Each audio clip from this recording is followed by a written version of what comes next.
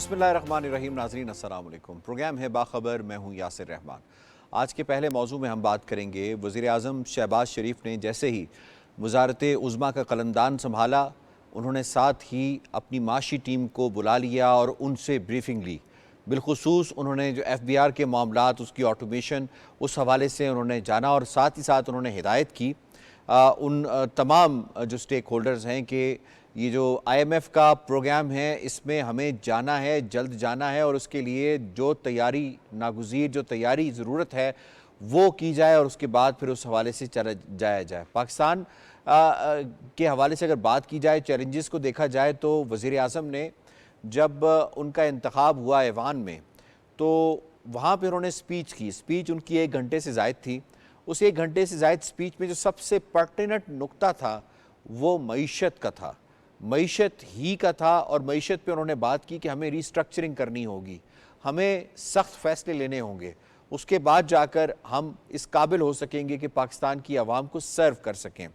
और यही वजह है कि वज़ीर आज़म ने आते ही इस हवाले से मुलाकातें भी की और वज़ीर आज़म अपनी माशी टीम को भी ये कह रहे हैं और यकीनन अभी कैबिनेट जो है वो भी फॉर्म हो रही है, मुख्तलिफ नाम भी सामने आ रहे हैं। इस पर बात करेंगे। पाकिस्तान की मईशत जो है वो जब PTI का दौर ख़त्म हुआ तो ज़बू हाली का शिकार थी। ये बात कही जा रही थी कि पाकिस्तान डिफ़ॉल्ट की जानिब गामज़न है। उसकी बुनियादी वजह वो तमाम पॉलिसीज़ थी जो PTI हुकूमत ने उस वक़्त अडॉप्ट की थी। तो PDM हुकूमत ने 16 माह काम करके जो सबसे बड़ी अचीवमेंट की कि पाकिस्तान को डिफ़ॉल्ट से बचाया। उसके बाद निगरान हुकूमत आई और 6 महीने के अंदर निगरान हुकूमत ने जो काम किया, उन्होंने निजकारी का अमल शुरू किया। निगरान हुकूमत ने महंगाई बढ़ने की जो शरह थी उसमें कुछ कमी की। निगरान हुकूमत ने करंट अकाउंट खसारा जो है उसमें कुछ कमी की और खसारा जो है वो ये हम कह सकते हैं कि काफ़ी हद तक बेहतर हुआ, यानी खसारा कम हुआ। इसी तरीके से तरसीलात ज़र में कुछ कमी वाक़ई हुई, लेकिन उसके लिए भी काविशें जारी हैं। एक्सपोर्ट्स हमारी कुछ बेहतर हुई हैं। अब मामला यह है कि हमने जाना है IMF के साथ, IMF की तरफ, और ये कहा जा रहा है कि अगले 3 सालों में हमें $75 बिलियन की पेमेंट्स करनी है। इस साल हमें $25 बिलियन की पेमेंट करनी है।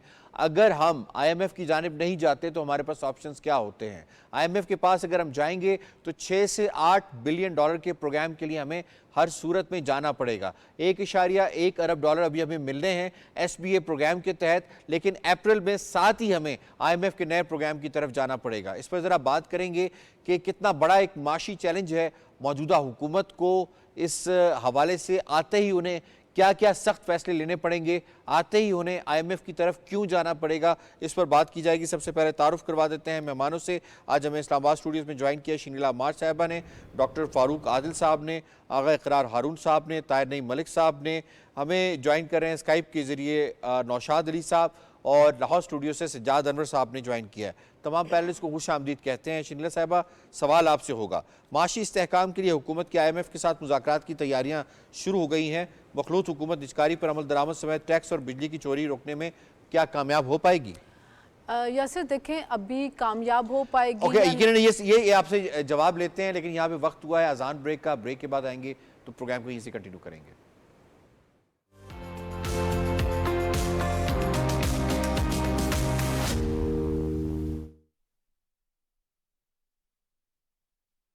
अल्लाहु अकबर, अल्लाहु अकबर, अल्लाहु अकबर, अल्लाहु अकबर। अशहदु अल्ला इलाहा इल्लल्लाह,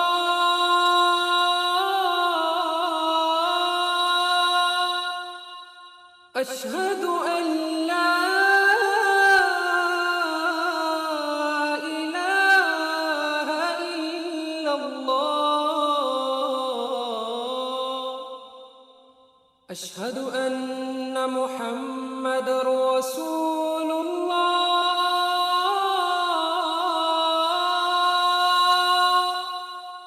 अशहदु अन्ना मुहम्मदर रसूलुल्लाह। حي على الصلاة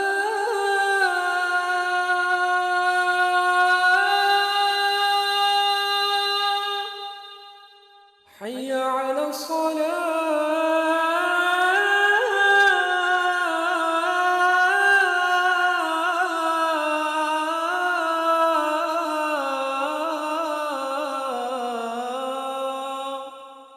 حي على الفلاح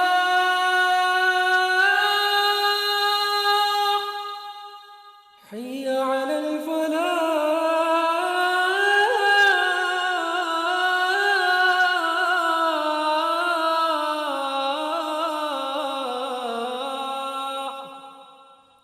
الله أكبر الله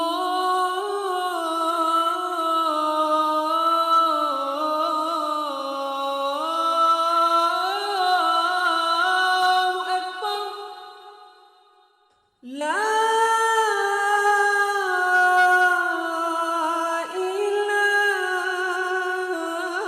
إله إلا الله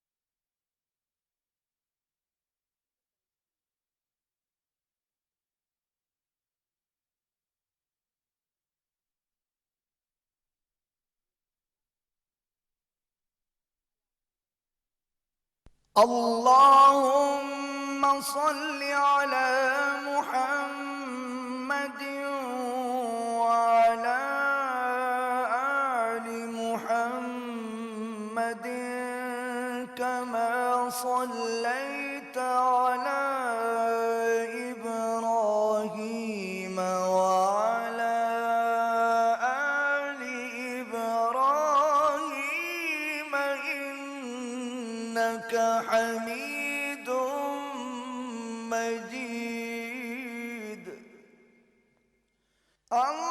اللهم بارك على محمد وعلى آل محمد كما باركت على إبراهيم وعلى آل إبراهيم إنك حميد مجيد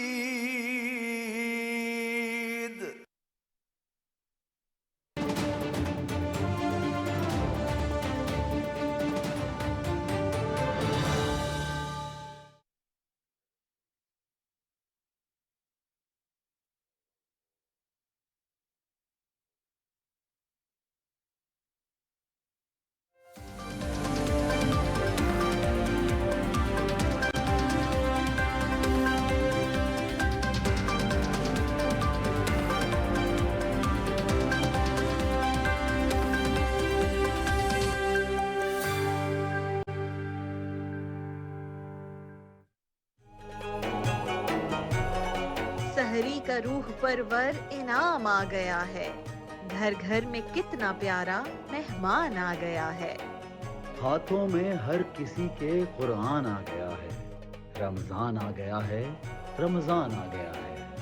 कुर्बानियों के जज्बे रहमत बरसते लम्हे। देखो खुदा का प्यारा मेहमान आ गया है। खुश है हर एक चेहरा, रमजान आ गया है।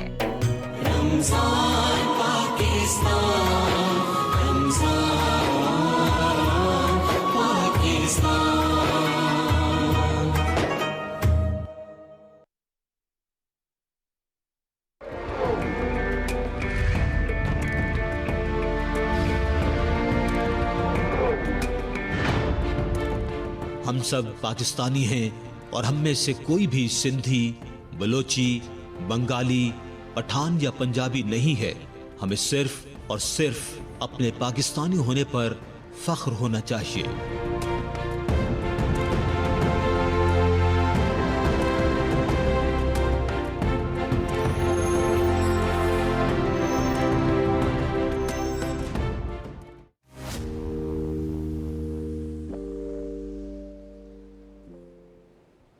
वेलकम बैक जी शनीला। देखिए यासिर, कामयाब होंगे नाकाम होंगे इसके बारे में तो हम कबल अज़ वक्त कुछ नहीं कह सकते, लेकिन वज़ीर आज़म वो आ रहे हैं जिनको पहले से इन माशी चैलेंजेस का, माशी मुश्किलात का इदराक है और वो अभी 16 माह की हुकूमत गुजार के गए हुए हैं। और उनके पीछे जो तजर्बाकार उनके भाई साहब हैं, वो 2013 से 2017 के दरमियान उन्होंने IMF का प्रोग्राम लिया, IMF के प्रोग्राम के ऊपर अमल दरामद करवाया, बल्कि IMF को खुदाफिज कह दिया था और उनके दौर में माशी इंडिकेटर्स भी सबके सामने हैं।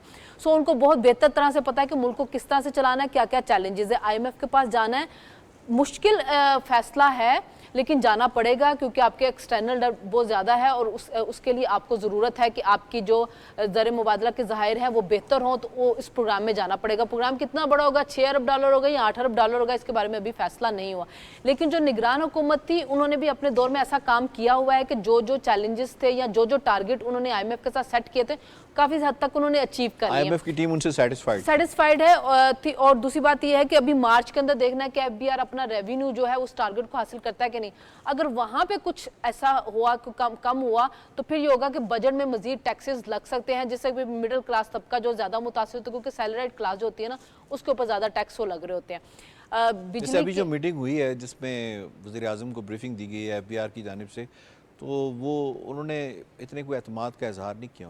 इसीलिए मैं ये कह रही हूँ ना कि ये अगर टारगेट अचीव ना हुआ तो फिर आपको IMF जो टैक्स के लिए मजीद इकदाम करने के लिए कहेगा। बिजली और गैस की जो बिल है वो भी आपके बढ़ सकते हैं, क्योंकि बिजली की जिस तरह से उसका सर्कुलर वो बढ़ा हुआ है, डर बढ़ा हुआ है, तो उसको ख़त्म करने के लिए फिर वो बढ़ानी पड़ेगी उस सारे आपको बिजली और गैस के बिल, जो जिसका फिर गरीब तबके के ऊपर बोझ पड़ेगा। तो कुछ मुश्किलात हैं, माशी मुश्किलात हैं जो कि इस साल हमें बर्दाश्त करनी पड़ेगी। लेकिन अगर इसी तरह स्टेबिलिटी अगर रहेगी, पॉलिसीज के ऊपर अमल दरामद होगा, आप अपना टैक्स का जो है नेट बढ़ाएंगे, निजकारी की तरफ जाएंगे। देखिए निजकारी के ऊपर मसला ये कि ये जो नवाज लीग हुकूमत है वो तो क्लियर है, जो पीपल्स पार्टी है उनकी रिजर्वेशंस है, तो उन इत्तेहादी जो जमातें हैं उनको साथ उनको बातचीत करके उनको मनाना होगा। आपको डिस्कोस का जो निजाम है उसको बेहतर करना होगा। बिजली चोरी वहीं पे होती है और निगरान हुकूमत ने बिजली चोरी और गैस चोरी को रोक के ये बता दिया कि बिजली चोरी रोकी जा सकती है, गैस की चोरी रोकी जा सकती है, जुर्माने जो उनसे रिकवरी करवाई जा सकती है। 600 अरब रुपए की जी, ये सारी चीजें जो है वो हो सकती हैं, सिर्फ अगर आप में विल है, आपने करना है। और जाहिर है ये आए हैं और ये इसलिए तो नहीं आए हैं कि ये PTI की तरह तबाही फेरें, ये इसलिए आए हैं कि मुल्क को बेहतर करें। तो मुझे तो ये लगता है कि ये माशी पॉलिसीज ऐसे लाएंगे कि जिसकी वजह से आगे जाके ग्रोथ होगी। हमें अपना जो इंटरेस्ट रेट है उसको नीचे लाने की बहुत जरूरत है। इंटरेस्ट रेट नीचे आएगा ना जब बाकी इंडिकेटर्स हमारे ठीक होंगे। ठीक है, मैं डॉक्टर फारूक अल साहब आपको शामिल करूंगा। एक आम हमारे नाज़रीन को, आम आदमी को समझाने के लिए IMF के पास जाना क्यों ज़रूरी है?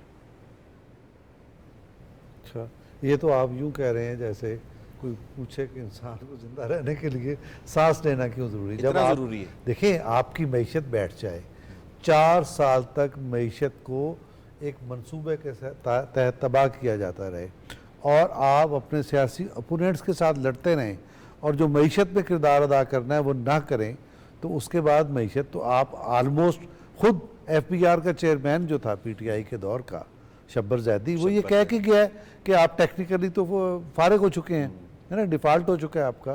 तो उसके बाद आपके पास क्या रास्ता है? आपके पास यही रास्ता है कि फिर आप हेल्प लें और अपने कदमों पे खड़े हों। तो इसलिए ज़रूरी है, इससे ज़्यादा न मेरे पास पेचीदा अल्फाज हैं न सादा अल्फाज हैं।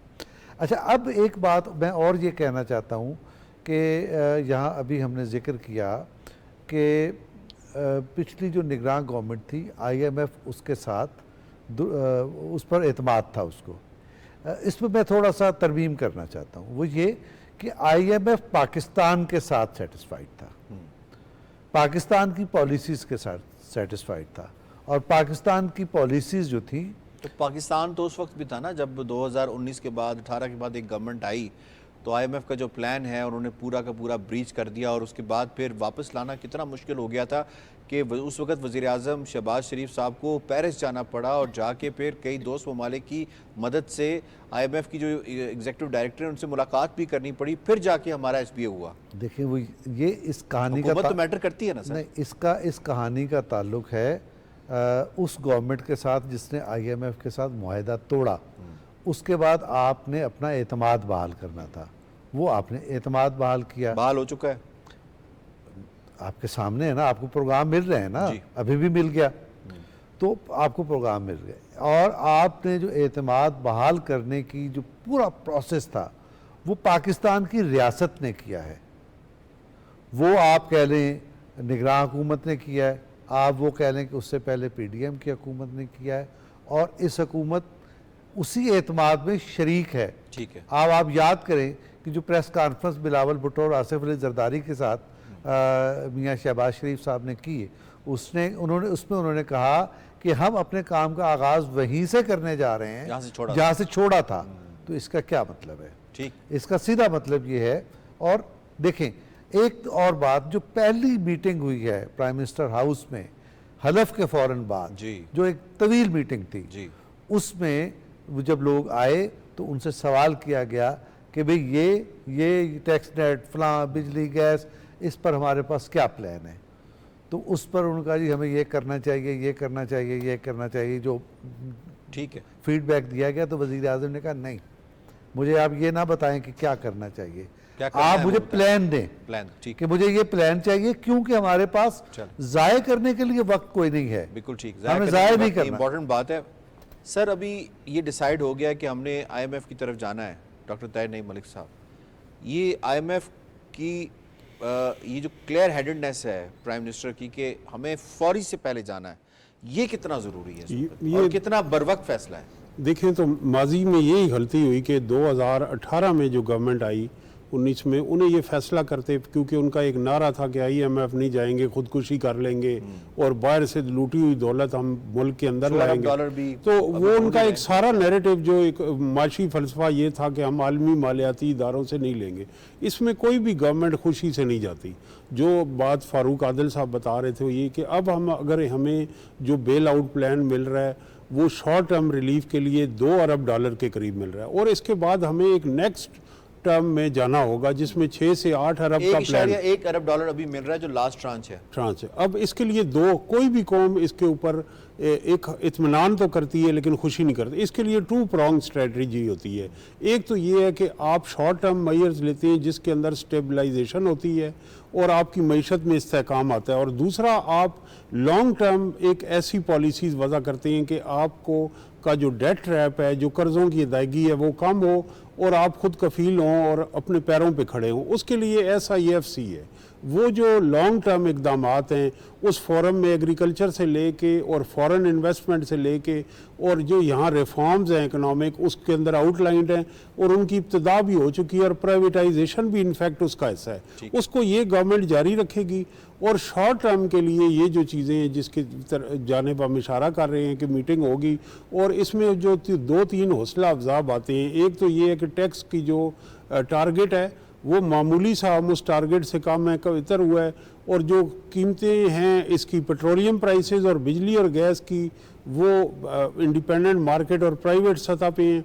जहाँ तक टैक्स चोरी की बात है इसके अंदर मोस्ट इम्पॉर्टेंट है कि सूबाई हुकूमतें, क्योंकि शर्मिला जो सिंध का इशारा कर रही थी पे जाना पड़ेगा, there is no other way. उसमें फेडरल गवर्नमेंट जो है वो इसके लिए रिस्पॉन्सिबल है फाइनेंस की, लेकिन ये एक प्रोविंशियल सब्जेक्ट भी है। जिस सूबे से डिस्कोज की अदायगी में मुश्किलात हैं, टैक्स चोरी हो रही है, वहाँ पे ये नहीं हो सकता कि वो सूबाई हुकूमत उसके लिए कोई एफर्ट ना करे। ये हमें एक निज़ाम वज़ा करना पड़ेगा और मेरी राय में काउंसिल ऑफ कॉमन इंटरेस्ट में ये इशूज़ रखे जाने चाहिए। आगा साहब आपकी तरफ आते हैं। सर, वज़ीर आज़म की जो स्पीचेज़ हैं, उनकी जो मुलाकातें हैं और उसके बाद जो उनकी स्टेटमेंट्स हैं, उससे तो ये लगता है कि अब बिज़नेस एज यूजुअल नहीं चलेगा। देखिए, जो पहली स्पीच है उनकी, मेरे ख्याल में वही उनका जो स्ट्रक्चरल रिफॉर्म्स है उसकी स्टेटमेंट है जो पहली उन्होंने स्पीच की, जिसमें उन्होंने FBR के बारे में भी स्टेटमेंट दे दी है कि उनका बिल्कुल ही इज़ नॉट सेटिस्फाइड, और ये भी उन्होंने कहा कि इस तरह बिजली की चोरी की भी उन्होंने बात की है, बाकी तमाम बातें की हैं।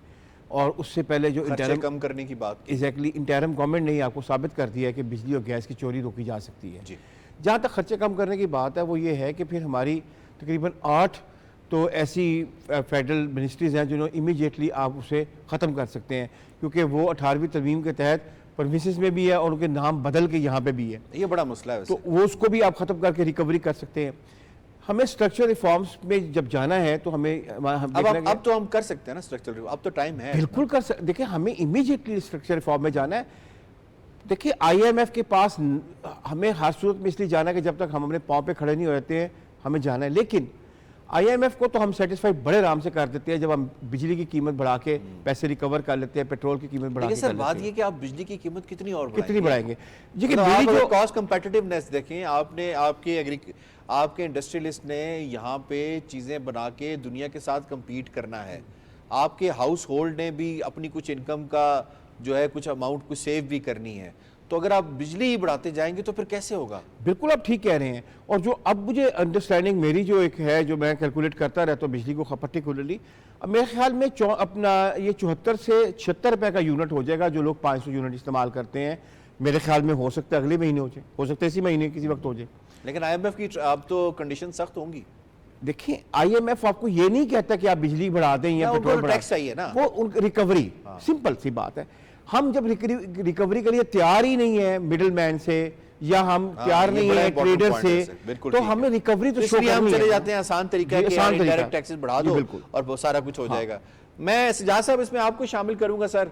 अब टैक्स नेट को बढ़ाना कितना जरूरी है, क्योंकि वही पुराना जो तरीका है कि बिल्स बढ़ा दो, यूटिलिटी की प्राइसेस इंक्रीज कर दो, ये एक आसान क्विक फिक्स हो जाएगा। अब सर मेरे ख्याल है ये क्विक फिक्स भी इस काबिल नहीं है कि आप इतने बड़े जो कंडीशनैलिटीज होंगी उनको फेस कर सकता है जो IMF की तरफ से होंगी, क्योंकि वो तो होनी है। Your take sir.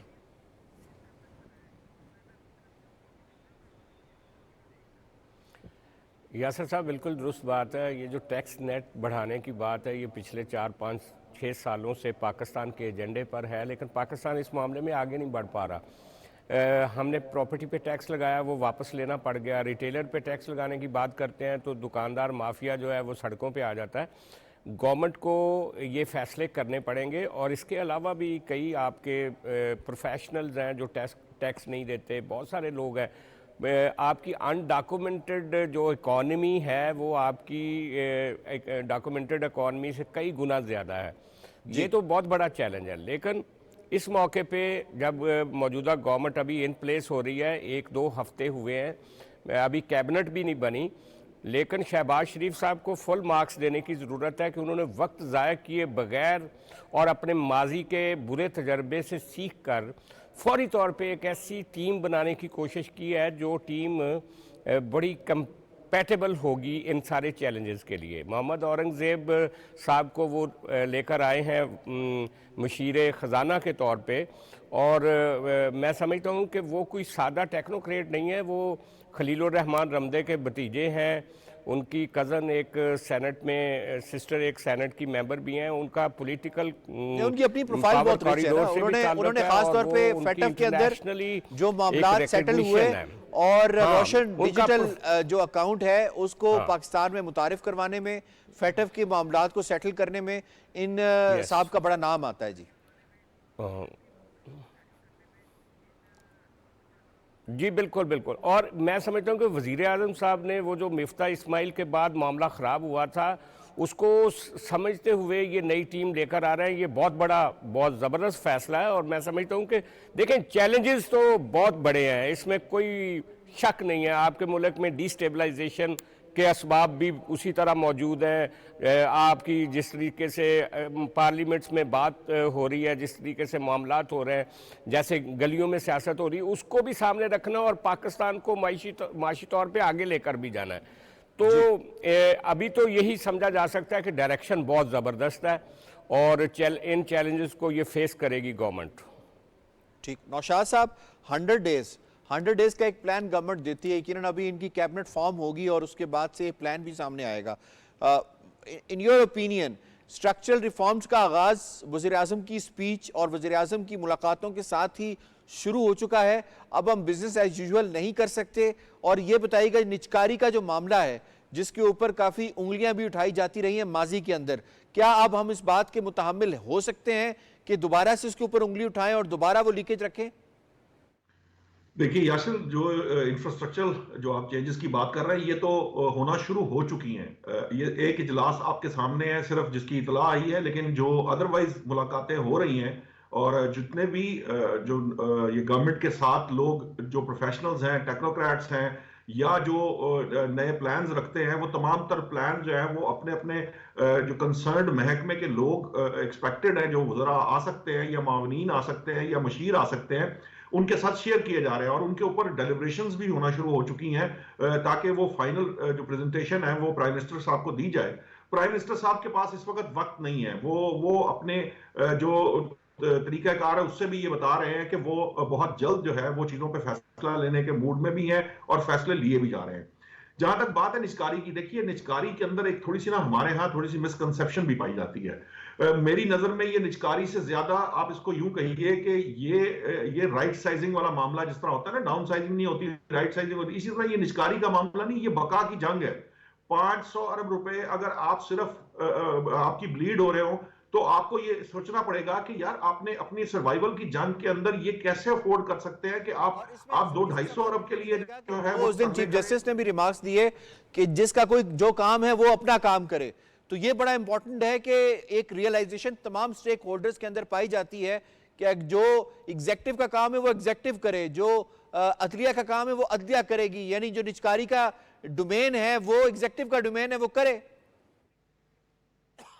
जी बिल्कुल करनी चाहिए। देखिए ये इस तरह ये काम कंपनी जो है वो उसकी कॉस्ट कटिंग करने का टाइम होता है, करने के लिए इसके समय नहीं होता ना। तो सर्वाइवल की जंग की बात हुई तो गवर्नमेंट को अपने अखराजात जो कंट्रोल करने हैं वो इसी तरह से किए जा सकते हैं ना कि आपके यहाँ जहां जहां पे जो जिसे कहते हैं कि जो पिल्फरेजेस हैं, जो जहां पे आप कंट्रोल कर सकते हैं वहां कंट्रोल करेंगे। एक दफा आप अपने अखराजात को कंट्रोल करेंगे, आप आमदन के साथ तवाज़ुन पैदा करेंगे, आप अपना सरप्लस डेवलप करेंगे। सरप्लस डेवलप करेंगे तो आप इस पोजीशन में आएंगे कि आप आईएमएफ का लोन जो लेने के बाद जो अपनी डेट मैनेजमेंट है, जो आप डेट ट्रैप में है, उस ट्रैप को आहिस्ता आहिस्ता ब्रेक करने की कोशिश करेंगे। इसके अलावा कोई चॉइस है नहीं। अगर कोई ये समझता है कि इसके अलावा कोई दूसरा रास्ता हो सकता है तो मैं समझता हूं कि इस वक्त इस सिचुएशन के अंदर वो गलत सोच रहा है। तो मेरी नजर में हुकूमत की जो डायरेक्शन है और जो शहबाज शरीफ साहब ने आते हुए जो एक मैसेज कन्वे किया आते साथ, और ना सिर्फ अपनी पहली स्पीच में बल्कि पहला इजलास करके ये बता दिया है कि उनकी और हुकूमत की प्रायोरिटी जो है वो सबसे बड़ा महाज उनके लिए माशी महाज है और माशी महाज के ऊपर वो किसी किस्म का कॉम्प्रोमाइज नहीं करेंगे। तो यही वो लाइन है, यही वो डायरेक्शन है जो उन्होंने 16 माह जब हुकूमत ली थी तो तय की थी, उसकी एग्जीक्यूशन करा के आज आप इस पोजीशन में हैं कि आप ये कह सकते हैं कि हम कम से कम डेथ बेड पे नहीं है आपकी मईशत। सो आपकी मईशत वेंटिलेटर से अगर उतरी है तो उसके पीछे जो इकदाम किए गए थे उसी ट्रीटमेंट के साथ आपने आगे जाना है। पहले 1-1.5 साल 2 साल मुश्किल जरूर होगी और यही वो वक्त होता है जब हुकूमतें फैसला लेती हैं, क्योंकि अगर इस दौर के अंदर फैसला ले लिया जाए तो उसकी एग्जीक्यूशन के लिए भी आपके पास 1.5-2 साल होते हैं, जिसके बाद असरात सामने आते हैं। और असरात जो हुकूमत अपनी सक्सेस स्टोरी अगर बना पाए तो फिर उसका जो है ना आपके मईशत पे भी, मुल्क पर भी, सोशल फैब्रिक्स पर भी, आपकी ओवरऑल जो सारी सिचुएशन है मुल्क की, उसके ऊपर बड़ा तो आप ये कह रहे हैं कि 3 सॉल्यूशंस हैं, मईशत और मईशत, इसके अलावा कोई दूसरा सॉल्यूशन नहीं है। मज़े के साथ अभी हमें दूसरे मौजू की जाने बढ़ना है। दूसरे मौजू में यकीनन हम बात करेंगे खारजा महाज के ऊपर चैलेंजेस के हवाले से। वज़ीर आज़म शहबाज शरीफ ने जब से वज़ारत उज़्मा का कलमदान संभाला है उन्हें तहनीती पैगामात का सिलसिला जो है वो जारी है। दोस्त ममालिक की जानिब से, पड़ोसी ममालिक की जानिब से तहनीती पैगामात का सिलसिला जारी है। यानी तुर्किया के जो सदर हैं उन्होंने मुबारकबाद का पैगाम दिया, चीन के सदर ने दिया, सऊदी अरब के वली अहद ने दिया। इसी तरीके से अगर हम बात करें यूएई के फरमारवा के हवाले से, उन्होंने भी तहरीती पैगाम दिया, कतर ने भी पहुंचाया, और जो हमारे पड़ोसी मुल्क भारत है उसके वज़ीर आज़म नरेंद्र मोदी ने भी मुबारकबाद का पैगाम दिया। और अमेरिका ने ख़ास तौर पे ये कहा कि हम पाकिस्तान के साथ मिलकर चलने के ख्वाह हैं, और उन्होंने वज़ीर आला मरियम नवाज़ की जो इलेक्शन है उस हवाले से उन्होंने जो है वो काफ़ी एतमाद का इजहार किया। उन्होंने कहा ये बहुत अच्छा है और एक नया माइलस्टोन है जो अचीव किया गया है पाकिस्तान की जानिब से। इस पर ज़रा बात कर लेंगे अपने पैनलिस्ट से। शिनले साहब, सवाल आपसे होगा, आलमी क़ुव्वतों का पाकिस्तान में मुंतखब हुकूमत के क़याम का खैर मक़दम, क्या ये हिमायत पाकिस्तान के खारजा ताल्लुकात को मुस्तहकम करने में मुआविन साबित हो सकती है? यासिर, एक तो जो मखलूत हुकूमत बनी उसमें 2 बड़ी पार्टी कौन सी है, नवाज लीग और पीपल्स पार्टी। अगर आप उनका ट्रैक रिकॉर्ड देखें तो उनके हमेशा से पाकिस्तान के जो दोस्त ममालिक और जो हमसाया ममालिक उनके साथ ताल्लुकात हमेशा से अच्छे रहे हैं। जो चाइना थी, आसिफ अली जरदारी साहब अपने दौर में चाइना पे गए, सी पैक के ऊपर नेगोशिएशन की। जब नवाशी साहब वज़ीर आज़म बने तो सी पैक पाकिस्तान के अंदर आया। फिर बदकिस्मती से एक हाइब्रिड रजीम जब यहाँ पे मुसल्लत की गई तो उन्होंने सी पैक के ऊपर काम रोक दिया। कतर के साथ अगर हम देखें तो वहाँ से सस्ती LNG जो थी उसका मुआहदा करके नवाशी साहब, वो जो आई थी रजीम, उसने उसके ऊपर करप्शन के इल्ज़ाम लगा के वो सारा कुछ रोक दिया। आज इतनी महंगी LNG जो है वो मार्केट से हम खरीद रहे हैं। फिर जो सऊदी अरब था उसने हमेशा पाकिस्तान की हर मुश्किल वक्त में मदद की है जी। उसी हुकूमत के दौर में अंदर सऊदी अरब के साथ भी हमारे ताल्लुकात जो थे ख़राब होने शुरू हो गए, लेकिन अब वो सऊदी अरब जो है पाकिस्तान के साथ काम करने के लिए तैयार है। जो हमारी जो स्पेशल इनिशिएटिव लिया गया है, जो कौंसिल बनाई गई है, उसके अंदर ये कि वहाँ से बहुत ज़्यादा सरमायाकारी होगी जो पाकिस्तान के अंदर ज़राअत के अंदर, सऊदी अरब उसमें होगा, बहरीन होगा, कुवैत होगा, UAE होगा, कि यहाँ से पाकिस्तान उनको जो है एक्सपोर्ट करेगी ज़राअत का जो है, और हम वहाँ से है कि हमारे ज़रिए मुबादला के ज़ाहिर भी बढ़ेंगे। फिर अभी इस हुकूमत की बात हो रही थी, अभी हुकूमत नहीं बनी थी, लेकिन जब ये आ रहा था सामने कि नवाज लीग की हुकूमत आ जाएगी, उसको पीपल्स पार्टी सपोर्ट करेगी, तो चाइना ने $2 अरब जो उनको हमने वापस करना था मार्च में, उन्होंने उसको रोल ओवर कर दिया। और उसके बाद सबसे पहले चाइना के जो सदर थे उनका मुबारकबाद का पैगाम आ गया, अभी हलफ बर्दारी भी नहीं हुई थी। और उसके बाद फिर बाकी जो ममालिक थे उनके आना शुरू हुए। तुर्की के साथ पाकिस्तान के हमेशा से अच्छे ताल्लुकात रहे, तैयब अर्दगान के साथ मियां नवाशी साहब के तो ज़ाती ताल्लुकात थे, वो उनकी बेटी के निकाह में गवाह भी बने थे, उनका भी मुबारकबाद का मैसेज आ गया। तो दुनिया जो है वो पाकिस्तान की तरफ अच्छी नज़र से देख रही है, काम करना चाह रही है। जो PDM की 16 माह की हुकूमत अगर आप देखें तो उसमें जब एनवायरमेंटल प्रॉब्लम की वजह से पाकिस्तान में फ्लड आया था तो दुनिया ने पाकिस्तान का केस लड़ा था, फ्रांस के सदर ने लड़ा था, एंटोनियो गुतेरेस ने हर जगह पे जाकर पाकिस्तान का उन्होंने भी मुबारकबाद दी है। तो हम ये, और साथ ही इधर जो हमारी ये है कार्स की जो स्टेट्स हैं, सेंट्रल एशियन रियासतें, उनके साथ भी अब हमारे जो पहले मुआहदे चल रहे थे कि LNG वहाँ से आनी है, LPG वहाँ से आनी है, वो सब भी आगे चलेंगे। तो पाकिस्तान के अंदर माशी एक्टिविटीज बढ़ेंगी। डैमेज कंट्रोल किया है उन्होंने 16 महीने में, बिल्कुल किया है। उसमें 16 महीनों के अंदर जो अच्छी सफारतकारी थी शबाशी साहब की और बिलावल भुट्टो जरदारी साहब की, तो उसने बहुत हद तक जो पहले जो नुकसान हो चुका हुआ था उसको फुल करने की कोशिश की थी, और इन 5 सालों में और भी हालात बेहतर होंगे। जी डॉक्टर फारूक आल साहब फरमाइएगा सर कि कुछ सेनेटर्स ने एक ख़त लिखा डेमोक्रेटिक हुकूमत को, और उन्होंने कहा कि जी कि इस हुकूमत को उस वक्त तक ना माना जाए जब तक कि ये चीज़ें पूरी ना हो सकें। उसके बावजूद अमरीकी इंतज़ामिया का मौजूदा हुकूमत के ऊपर एतमाद का इजहार करना किस कदर ये जो है अमेरिका की जानिब से इस बात का मज़हर है कि उन्हें पाकिस्तान की जो लोकल पॉलिटिक्स और यहाँ पे दुश्मन तराजी से कोई गर्ज नहीं है, वो पाकिस्तान के साथ काम करना चाहते हैं। देखिए, जब इस तरह की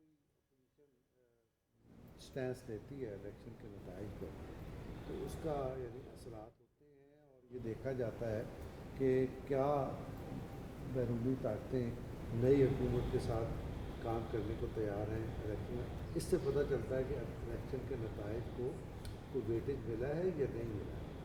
तो ये इस इलेक्शन से पहले और इलेक्शन के बाद और इलेक्शन प्रोसेस के दौरान मुसलसल अमेरिकी हुकूमत की तरफ से ये नुक्ता नज़र सामने आता रहा है कि हम आने वाली हुकूमत के साथ मिलकर काम करने को तैयार हैं। तो ये स्टेटमेंट, इससे कोई फ़र्क पड़ा जो खत लिखा गया, लिखवाया गया और उस एक एजेंसी को हायर किया गया जी? तो इसका मतलब ये है कि ये जितनी भी एक्सरसाइज थी जी, एक वो जिन सेनेटर्स का आप जिक्र कर रहे हैं, एक वो जो बानी PTI की तरफ से खत लिखा गया IMF, और इसके अलावा जो बाकी एक्टिविटीज़ हो रही थी और लॉबिंग फर्म ज़ाहिर की गई थी और ये सारे मामला कर रही थी, इसका मतलब ये है कि वो सारे के सारे इन वेन है, इसका कोई फ़ायदा नहीं। और दुनिया ने पाकिस्तान, ठीक है, ताने मलिक साहब आपकी तरफ आते हैं सर। खारजा महाज के ऊपर जो चैलेंजेस हैं उनसे नबर्द आजमा होने के हवाले से 16 मंथ्स में इन्होंने साबित किया है। किस हद तक आप समझते हैं कि शहबाज शरीफ साहब की शख्सियत जो है वो इन दोस्त ममालिक के साथ अपने ताल्लुकात को मज़ीद वुसअत देने में और SIFC के अंदर वो जो अमाउंट हम लाना चाहते हैं वो लाने में कामयाब हो पाएगी? देखिए, एक तो जैसे शानीला ने कहा है कि पीपल्स पार्टी और नून लीग कोई नो आजमूदा जमातें नहीं हैं, ये तजर्बा रखती हैं फ़ॉरेन पॉलिसी इशूज़ को डील करने में। अब जब पिछली जिस टाइम पीरियड का आप हवाला दे रहे हैं, वहाँ फ़ॉरेन पॉलिसी में बिगाड़ करने की कोशिश की गई पैदा, वो साइफर का मामला हो या वो हमारे रूस से ताल्लुकात, यूरोपियन ममालिक के साथ हो ताल्लुकात, तो 16 माह में वो जो डेंट थे उनको रिपेयर किया गया। और ये हमने नेक्स्ट लेवल रशिया से भी इंगेजमेंट की, चाइना से भी की, और अमेरिका से ताल्लुकात में जो सूरत हाल थी वो भी बेहतर आई। अब मैं समझता हूँ कि आइडियल टीम है। मेरी ख्वाहिश ये है कि Bilawal Bhutto Zardari foreign relation committee के चेयरमैन बने और जो बैसियत वज़ीर ख़ारजा उन्होंने तजर्बा हासिल किया है उसको करें। शहबाज शरीफ साहब गवर्नेंस का तजर्बा रखते हैं, वो कई ज़बानें जानते हैं, दूसरा करते हैं। और उनके लिए मेरी ये एडवाइस है कि मियाँ नवाज़ शरीफ का जो फ़ॉरेन पॉलिसी में विज़न है और मुख्तलिफ दुनिया के आलमी रहनुमाओं से ज़ाती उनके मरासिम में उसका पाकिस्तान को फ़ायदा होना चाहिए। और वो जो उनकी नॉर्मलाइजेशन और रीजनल ट्रेड के हवाले से विज़न है उसको इम्प्लीमेंट करें। और आसिफ जरदारी साहब का जो करूँगा फरमाइएगा, इसमें इंडियन प्राइम मिनिस्टर की जानिब से मुबारकबाद का पैगाम आया। हम समझ सकते हैं कि जो एक डेडलॉक इतने अरसे से कायम है, पाकिस्तान तो चाहता है हालात ठीक हों, लेकिन आर्टिकल 370 और 35A को वापस करने के बाद के मामला ठीक हों, कुछ बर्फ़ पिघलेगी? नहीं, मेरा नहीं ख्याल है। इंडियन इलेक्शंस नहीं, मेरा नहीं ख्याल है। उसकी वजह ये है कि एक तो बात है कि इंडिया खुद अपने इलेक्शन ईयर में है और पाकिस्तान को उसने पिच किया हुआ है एज ए दुश्मन। तो ये तो एक उन्होंने आप कह सकते हैं कि हम नेबर हैं, इमीडिएट नेबर हैं, तो उसमें उनकी तरफ से एक अपना ये पैगाम आना मेरे लिए कोई इम्पोर्टेंट बात नहीं है। ठीक है, लेकिन एक चीज़ मैं इसमें ऐड ज़रूर करना चाहूँगा कि आप देखिए कि मियाँ नवाज शरीफ साहब एक हाउस होल्ड नाम है, चाहे वो तुर्की हो, चाहे वो सऊदी अरब हो, UAE हो, इवन आपकी पूरी सेंट्रल एशियन रिपब्लिक्स हों। तो उसमें अगर आप इस बात को रेफरेंस में रखते हुए, एक प्यूटन साहब ने एक दफ़ा स्टेटमेंट दिया था कि उनसे पूछा गया कि USSR नाकाम क्यों हुआ था, तो उन्होंने कहा कि हमारे दोस्त तो बहुत थे, ख़रीदार कोई नहीं था। तो हमें अब यहाँ से अगर ख़रीदार मिलते हैं फिर तो हमें फ़ायदा है और हम अपनी जो है हर सूरत में यानी कि जो है एक्सपोर्ट जो हमारी है उसको बढ़ाना पड़ेगा। और मेरा ज़ाती ख्याल ये है कि ये गवर्नमेंट ये कर पाएगी। जी सज्जाद साहब फरमाइएगा कि हमारे ताल्लुकात यकीनन उसकी कई जहतें हैं, चाहे वो चीन के साथ हो, चाहे वो हमारे मशरिक़ वस्ता के ममालिक के साथ हों, यूरोप के साथ हों, अमरीका के साथ हों, लेकिन उसमें जो जहत ज़रा कमज़ोर सी नज़र आती है वो माशी जहत है। तो क्या समझ सकते हैं कि हम ख़ारजा महाज के ऊपर माशी हवाले से इन तमाम ममालिक के साथ कितना जेलिन करने में कामयाब हो पाएंगे शहबाज शरीफ साहब की हुकूमत?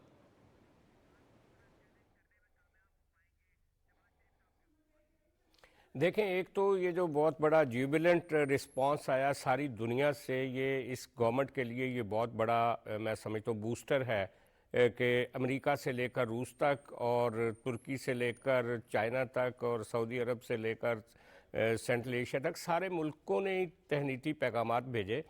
लेकिन ये जो आपका सवाल है, मैं समझता हूँ कि इसके लिए पाकिस्तान को सबसे पहले खुद अपनी ओरिएंटेशन को ठीक करने की ज़रूरत है। ताल्लुकात को मटीरियलाइज करना और अपने मफादात के तहत उनको ट्रांसलेट करना, वो पाकिस्तान ने अब तक नहीं किया। पाकिस्तान को अपने दरवाजे खोलने पड़ेंगे, अपना वीज़ा रजीम ठीक करना पड़ेगा, अपनी मईशत को जो रीस्ट्रक्चर हम कहते हैं उसकी तरफ जब जाएगा और पाकिस्तान एक बिजनेस पर्सपेक्टिव से अपने ताल्लुकात को जब बनाएगा तो दुनिया में बेपनाह अपॉर्चुनिटीज़ हैं।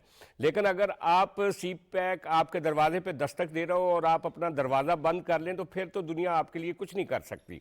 अब SIFC का भी हमें ट्रांसफॉर्म करने की ज़रूरत है।